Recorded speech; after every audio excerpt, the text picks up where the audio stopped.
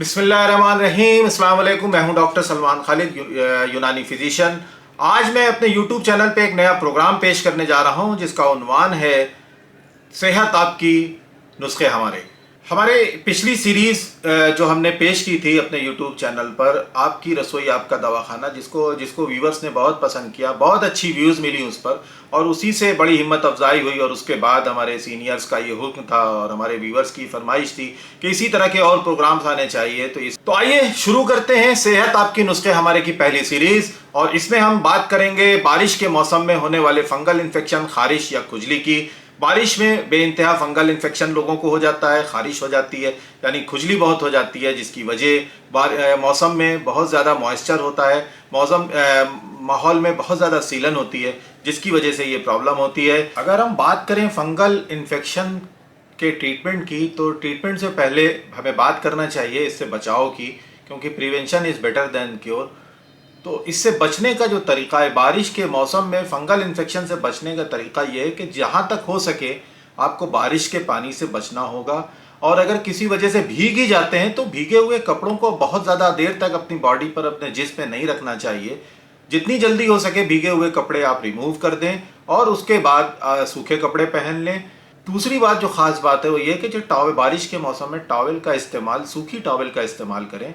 भीगी टॉवल का अगर आप इस्तेमाल करेंगे तो आपको फंगल इन्फेक्शन का खतरा रहेगा। इसलिए बारिश के पानी से बचना चाहिए। नहीं बच पा रहे हैं तो भीगे हुए कपड़े बहुत ज़्यादा देर तक अपने बदन पे नहीं रखना चाहिए, वरना आपको फंगल इन्फेक्शन हो जाएगा। इसके बाद ट्रीटमेंट की बात आती है। तो जब ट्रीटमेंट की बात आती है तो उससे पहले हम एक वजाहत कर दें कि अगर आपको फंगल इन्फेक्शन है और आप कोई एलोपैथिक मेडिसिन खा रहे हैं, कोई दवा यूज़ कर रहे हैं, तो आप हमारे जो हम आगे आपको नुस्खे बताने जा रहे हैं उन दवाओं के साथ आप अपनी एलोपैथिक मेडिसिन लेते रहें। इसलिए कि हमारी जो दवाएं हैं यूनानी की, इसमें थोड़ा सा वक्त लगता है, थोड़ा सा टाइम लगता है उसका इफेक्ट आने में, उसका असर आने में, और एलोपैथिक मेडिसिन का असर फौरन आ जाता है। लेकिन जो फ़र्क है वो ये कि जो दवाएं आप खा रहे हैं, जो अभी तक यूज़ कर रहे हैं, उन दवाओं को जब तक आप खाते रहते हैं आपको प्रॉब्लम सॉल्व रहती है, और जैसे ही आप उन दवाओं को छोड़ते हैं आपको रिलैप्स हो जाता है इस बीमारी में, ये बीमारी फिर से हो जाती है। इसलिए लेकिन यूनानी दवाओं में या हर्बल मेडिसिन में ये ख़ास बात है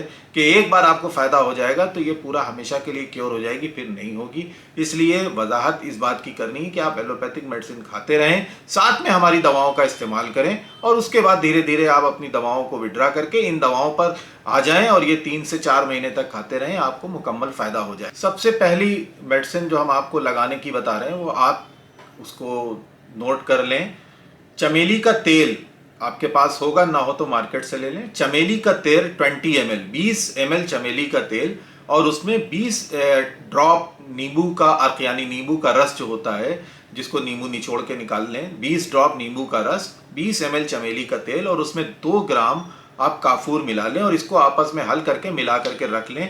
और जहाँ पर आपको फंगल इन्फेक्शन है, जहाँ बहुत ज़्यादा इचिंग हो रही, खुजली हो रही, वहाँ पर दिन में 2 बार 3 बार अप्लाई करें तो आपको बहुत फ़ायदा होगा। और एक दवा, बहुत मुजर्रब नुस्खा जो अतिब्बा इकराम ने बताया है, वो इस बीमारी से बचने के लिए नुस्खा है। और अगर आपको ये बीमारी बार बार होती है तो बारिश से पहले अगर आप इस नुस्खे का इस्तेमाल करेंगे तो आपको फंगल इन्फेक्शन नहीं होने पाएगा।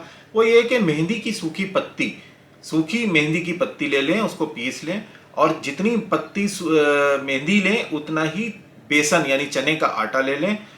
मेहंदी की पत्ती सूखी हुई और चने का आटा, इसको बराबर बराबर मिला करके आपस में मिला लें और उससे अपनी बॉडी पर स्क्रब करें। बॉडी पर स्क्रब करने से आपको ये बीमारी अगर हो गई है तो ख़त्म हो जाएगी, और अगर बार बार होती है, रिलैप्सिंग होती है, तो ये फिर इस मौसम में, बारिश के मौसम में नहीं होने पाएगी।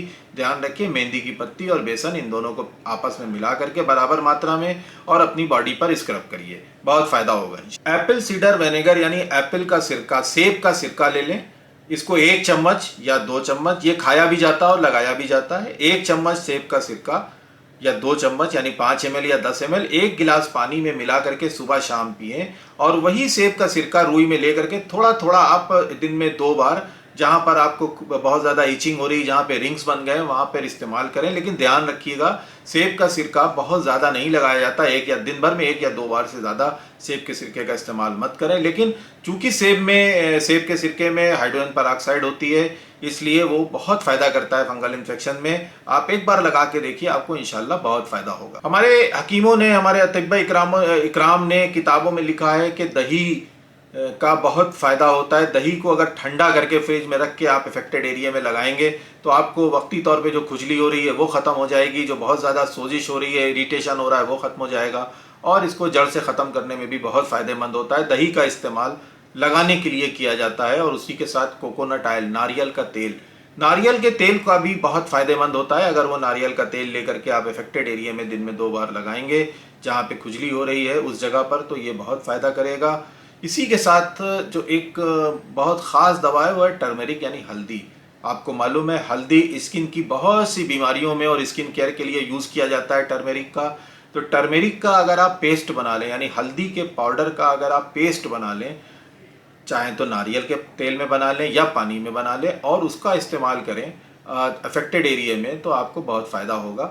ये हल्दी का पेस्ट भी अगर आप लगाएं, दिन में 2 बार आपको लगाना होगा, इंशाल्लाह बहुत फ़ायदा करेगा। हनी यानी शहद, शहद अगर नीम का मिल जाए, नीम के पेड़ का शहद मिल जाए तो बहुत अच्छा है। अगर नहीं मिलता है तो कोई भी शहद आपके पास हो, उसमें भी हाइड्रोजन पेरोक्साइड होता है, उस शहद को आप अपने इफेक्टेड एरिया में या जहाँ पे खुजली हो रही है वहाँ पर आप थोड़ा थोड़ा दिन में 2 बार लगाएं। लेकिन उसके लिए ख़ास बात यह कि 1 घंटे के बाद उसको धो लें। शहद को लगाने के 1 घंटे के बाद उसको अच्छी तरीके से धो लें, दिन में कम से कम 2 बार लगाएं, तो शहद से भी आपके इस फंगल इन्फेक्शन में बहुत फ़ायदा होगा। चूँकि मैं यूनानी फिजिशियन हूँ, इसलिए चलते चलते मैं आपको कुछ यूनानी नुस्खे यानी यूनानी मेडिसिन जो हमारी प्रिपरेशंस आती हैं मार्केट में, उसके बारे में भी बता दूं। अगर आप लेना चाहें तो मार्केट से ले सकते हैं। यूनानी की ये हर दवा की कंपनी बनाती है, बहुत फ़ायदेमंद होती है, बड़े मुजर्रब नुस्खे हैं, बहुत लोगों को स्किन में, फंगल इन्फेक्शन में, ख़ारिश में, बर्स में बहुत फ़ायदा करती है। ये 4 दवाएं हैं जिसको मैं नाम बता रहा हूँ और इसका इन नामों को डिस्क्रिप्शन बॉक्स में भी लिख दूंगा। माजून उशबा, इत्रिफल शायत्रा, ये दोनों 1-1 चम्मच सुबह शाम, यानी माजून उशबा ले लें और इत्रिफल शायत्रा ले लें, ये दोनों 5-5 ग्राम सुबह शाम।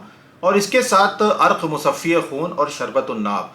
अर्क मुसफ़्फ़ी खून आधा कप यानी करीब 35 से 40 ml और मुसफ़्फ़ी खून शरबतुन्नाब 2 चम्मच यानी 10 ml, इनको आपस में मिला लें और ये चारों चीज़ें अगर आप इस्तेमाल करें, माजून उशबा, इत्रिफल शायत्रा, अर्क मुसफ़्फ़ी खून और शरबतुन्नाब, इनको इस्तेमाल करें। बहुत मुजर्रब नुस्खा है, बहुत लोगों को इससे फ़ायदा हुआ है, इंशाअल्लाह आपको भी फ़ायदा होगा। अगर आपको हमारी ये वीडियो पसंद आती है तो आप इसको ज़रूर लाइक कर दीजिए, हमारे चैनल को सब्सक्राइब कर दीजिए और लोगों को शेयर कर दीजिए। अपना बहुत ख्याल रखिए, अपनी दुआओं में हमें भी याद रखिए। बहुत बहुत शुक्रिया।